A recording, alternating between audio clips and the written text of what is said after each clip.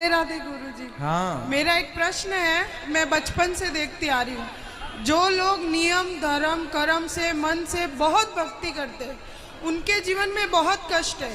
सबके जीवन में कष्ट है जो भी भक्ति करते हैं। मैं भी ठाकुर जी को मानती हूँ, उनके इर्द गिर्द ही मेरे विचार रहते हैं, लेकिन इतने नियम मैं नहीं पालन कर सकती हूँ। जो थोड़ा होता है वो मैं करती हूँ, लेकिन जो ज़्यादा नियम पालन करते हैं इतना कष्ट में रहते हैं, फिर भी उनके साथ तर बतर उल्टा होता ही जाता है।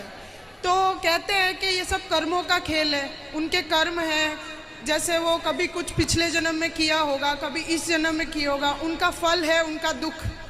लेकिन मेरे को ये समझ नहीं आता कि जब कर्म करके फल लेना है, कर्म करके फल लेना है, तो वो भक्ति का उसमें क्या योगदान है, वही मेरे को। और जब भगवान कहते हैं कि मेरी आप भक्ति करोगे तो मैं हर चीज़ से आपको मुक्त कर दूंगा, आपके लिए जीवन आसान कर दूंगा, तो फिर कर्म का दोष कैसे लगेगा, मुझे वो समझ नहीं आता। वाह, सुंदर प्रश्न है, इसलिए ताली बजाओ। सब बैठो आप लोग, अच्छे प्रश्न पूछने चाहिए ऐसे जैसे इन्होंने पूछा। सब बैठो, पहले अगल बगल की बहन है सब बिठाओ।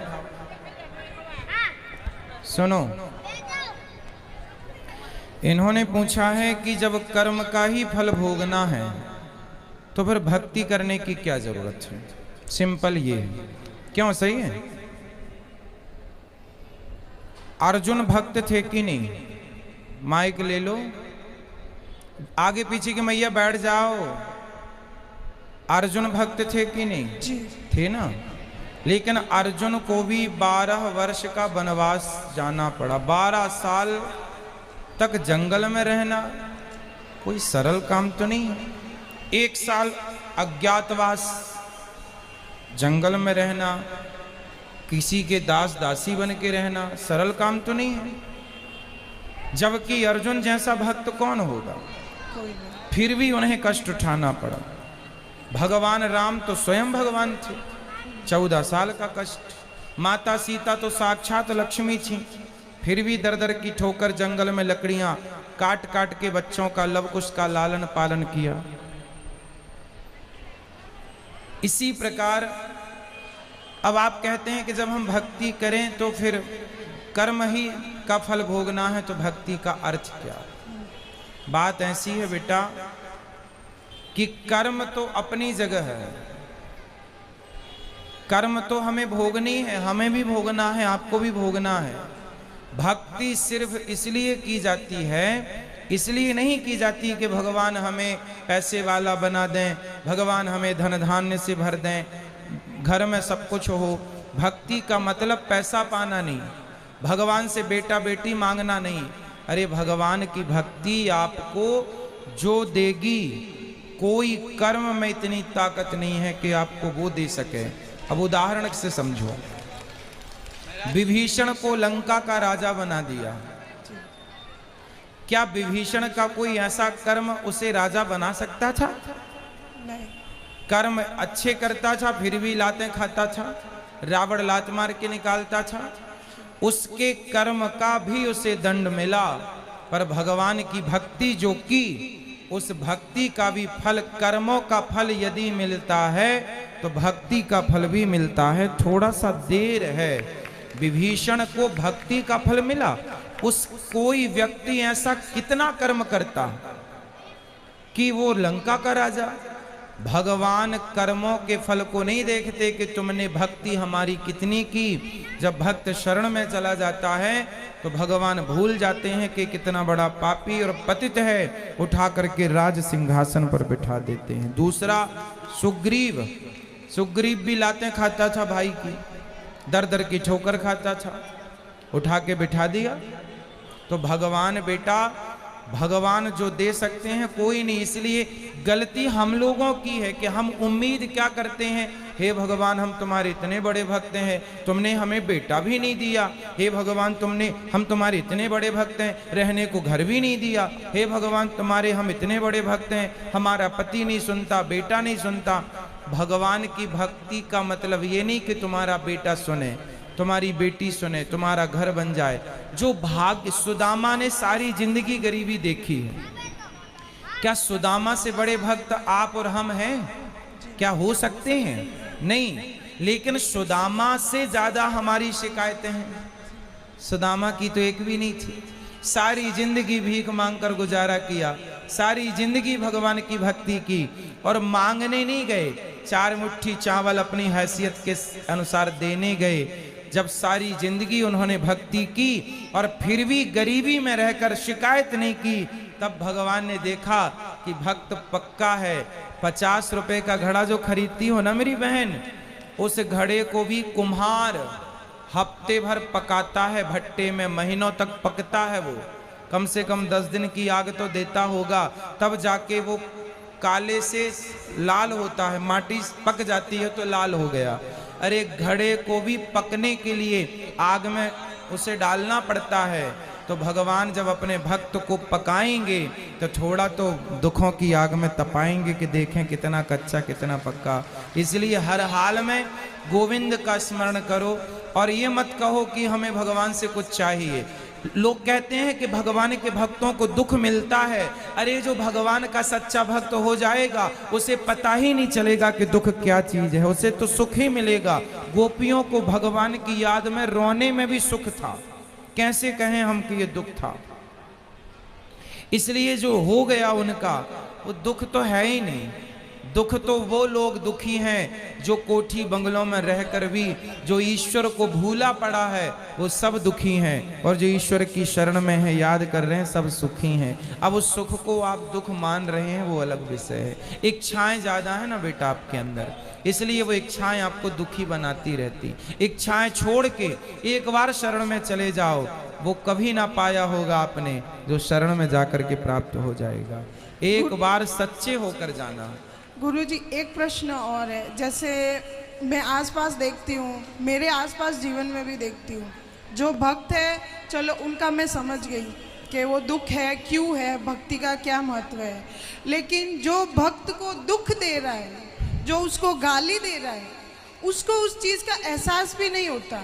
मुझे नहीं समझ आता वो क्या सोचता है, वो ऐसा क्यों करता है, और उसका पूरा जीवन अच्छे से चल रहा होता है और वो भक्त रो रहा होता है, और उसका पूरा जीवन अच्छे से चलेगा। अगर उसको सजा मिलेगी तो वो भी मरने से कुछ दिन पहले, तो उसका जीवन तो मज़े से गया और भक्त का पूरा जीवन रोने में या कष्ट में तकलीफ में गया। तो फिर उसका भक्ति न करना या करना, उसमें क्या उसमें अंतर हो गया। फिर वो तो दुख दे के मज़े कर रहा है, अंत में 4 दिन भुगत लिया और फिर चल लिया। वो बेचारा भक्त पूरा टाइम रोता रहता है, गाली खाता रहता है। जो भक्त होता है ना बेटा, आप किसी भक्त को जाकर पत्थर मारिए, आप किसी भक्त को जाकर के लाठी और जूते से मारिए, तो मारने वाले की तरफ भक्त जब देखता है ना, तो वो ईश्वर से प्रार्थना करने लगता है, हे भगवान इसने मुझे जूते मारे हैं, हे भगवान इसने मुझे पत्थर और लाठियां मारी हैं, हे भगवान इसे क्षमा कर देना। क्योंकि भगवान बड़े गुस्से में आ जाते हैं जब कोई भक्त को मारता है। पर वो भक्त, आज की कथा सुनी आपने, द्रौपदी के 5 बेटों को मार डाला था अश्वत्थामा ने, और भगवान ने पूछा कि बता क्या करूं इसके साथ, तो द्रौपदी ने क्या कहा, छोड़ दो छोड़ दो। कोई भक्त यदि बदले की भावना रखे बैठा है तो भक्त हो ही नहीं सकता।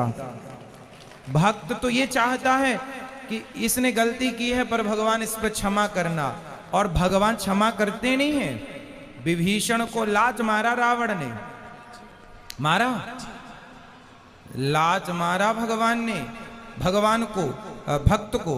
भगवान ने कहा रावण तुमने मेरी छाती में लात मारे होते ना, मैं तुम्हें माफ कर देता, तुमने भक्त को मारा है इसलिए माफ नहीं सर्वनाश करूंगा, कर दिया। एक बात बताओ कि जब तक रावण ने विभीषण को लात नहीं मारा तब तक राम जी ने लंका में एक भी बाण छोड़ा हो, एक भी नुकसान किया हो लंका का, तो मुझे बताओ। रावण ने सीता मां को चुराया, जयंत ने सीता मां के चरणों में चोंच मारी थी तो बाण छोड़ दिया था, त्रैलोक्य में जयंत को बचाने वाला नहीं मिला, चरणों में चोंच मारी थी केवल, और रावण तो पूरी सीता उठा कर ले गया। तो क्या राम जी बाण वहीं से बैठे बैठे ना मार देते, रावण तो मर जाता। लेकिन नहीं, राम जी ने कहा कि रावण भले मेरी पत्नी का हरण किया हो, लेकिन मेरे भक्त को रोटी खिलाता है विभीषण को, इसलिए मैं बाल भी बांका नहीं करूंगा। लेकिन जब उस भक्त को लात मारा तो राम जी ने सर्वनाश कर दिया। भगवान कहते हैं तुम मुझे लात मार दो, सह लूंगा, मेरे भक्तों को मारोगे विनाश कर दूंगा। इसलिए मेरी बहन, आप जो कह रही हैं कि भक्तों का अपमान करके लोग मजे से रहते हैं, नहीं, उनको जब मिलेगा ना दंड, भगवान थोड़ा सा देर, god mills grind slow but sure, ईश्वर थोड़ा धीरे चक्की चलाते हैं। पिसता है उनके घर आटा धीरे, पर पिसता जरूर है। हिसाब तो पाई पाई का रखते हैं ना भगवान। जब देंगे ना तो खूब नानी याद आएगी। और आप ये मत सोचो जैसे मैंने, आप भक्त हो और मैंने आज आपको अपमानित किया, आपको मारा मैंने, तो आप तो भक्त हैं, आप तो मेरे से कोई ना कुछ ना कहेंगे और मैं तो मौत से रह रहा हूं। लेकिन मेरे जीवन के आखिरी तक और जो अगला जन्म होगा, वो सारे जन्म में इस जन्म का ये दंड भोगना पड़ेगा। कोई अंधा है, कोई लंगड़ा है, कोई बहरा है, क्यों है? कर्मों के किसी जन्म का तो हिसाब चुक रहा है ये। क्यों लोग घिसट घिसट के चल रहे हैं? क्यों चप्पल पांव में ना पहन के हाथ में पहनना पड़ रहा है? ये आज का ही कर्म दंड थोड़ी है, ये किसी ना किसी जन्म का कर्म दंड ही तो भोग रहा है। तो ईश्वर के घर देर है, अंधेर में। एक प्रश्न और लास्ट, जैसे भगवान कर्म की सजा देते हैं, उसको सजा मिल रही है, वो पूरा जीवन सजा ले रहा है, लेकिन उसको ये ज्ञात ही नहीं है कि उसको सजा क्यों मिल रही है और वो गाली दे रहा है, तो उस सजा का क्या फायदा? नहीं हो सकता बेटा, ये तुम्हारे और हमारे हाथ में नहीं है, यही तो ईश्वर के हाथ में है। मिलेगा बस, ये श्योर है, ये कन्फर्म है, बट ये नहीं कन्फर्म है कि आपको किस दंड पाप का। भीष्म पितामह को बाणों की सैया मिली। भीष्म पितामह ने कहा कि मैंने तो कोई पाप नहीं किया, मैंने तो कोई अपराध नहीं किया, मैं तो अपने 20 जन्म पुराना मैं जानता हूँ। भगवान ने कहा 20 जन्म तक तो जानते हो, 20 जन्म के पहले 21वां जन्म देख लेते तो मिल जाता। एक सांप को कांटों के ढेर में फेंक दिया था 21 जन्म पहले, उसका दंड आज मिल रहा है भीष्म पितामह को। तो हमारी और आपकी सोच, हमारी और आपकी बुद्धि से ईश्वर का न्याय परे है। महाराज जी, जैसे मेरे जीवन में है, मेरे साथ कुछ बुरा होगा, कुछ समय के लिए बुरा लगेगा, लेकिन मैं सोचूंगी कि शायद ये मेरे कुछ कर्मों की सजा है, फिर मैं माफ़ी भी मांगूंगी, तो क्या मुझे वो माफ़ी मिलेगी उस भाव के साथ, उस फील के साथ? यदि हमने कोई अपराध किया हो और हम सिर्फ भगवान की शरण में चले जाएं, तो भगवान कहते हैं सन्मुख हो ही जीव मोहि जबहि, जन्म कोटि अघना सहित वही, अघमींस पाप। जो मेरे सन्मुख आकर मेरा हो जाता है, मेरे में आत्मसमर्पण कर देता है, मैं उसका हो जाता हूँ और उसके सारे अपराधों को क्षमा कर देता हूँ।